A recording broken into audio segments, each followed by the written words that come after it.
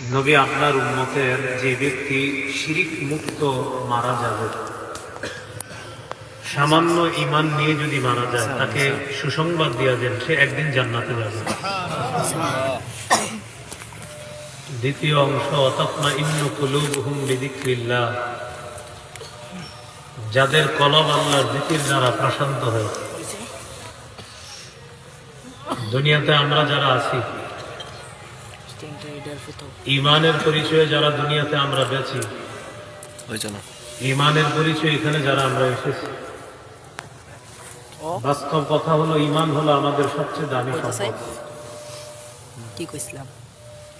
আল্লাহ বলেন ঈমানদারদের অন্তর প্রশান্ত হয় জিকির দ্বারা।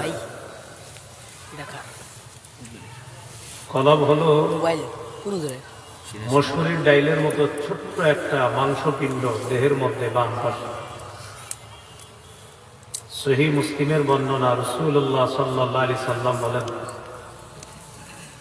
আলা ইন্না ফিল জাসাদি লামুদগাহ ইযা সালাহাত সালাহাল জাসাদু কুল্লু ওয়া ইযা ফাসাদাত ফাসাদাল জাসাদু কুল্লু আলা ওয়া হিয়াল কলব। দেহের মধ্যে একটা মাংসপিণ্ড আছে, যদি এটা নষ্ট হয় তাহলে পুরো শরীর নষ্ট হয়ে যায়। যদি এটা ভালো থাকে পুরো শরীর ভালো থাকে। আলা ওয়া হিয়াল কলব, শোনো সেটা হলো কলব, অন্তর।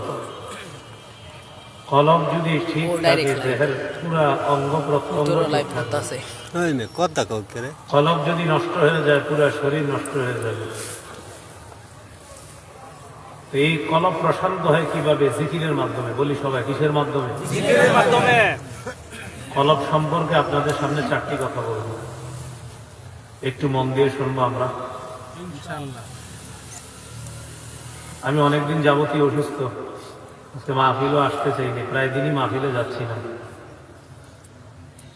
আমার ছোটবেলার একটা রোগ আছে, এটা মাঝে মাঝে সমস্যা হলে মাহফিল টাহফিল কোনো কিছু ভালো লাগে না।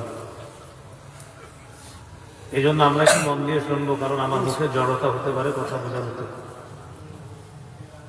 কলবের ব্যাপারে চারটি কথা। এক নাম্বার, কলব প্রশান্ত হয় কিভাবে? উত্তর হলো জিকিরের মাধ্যমে।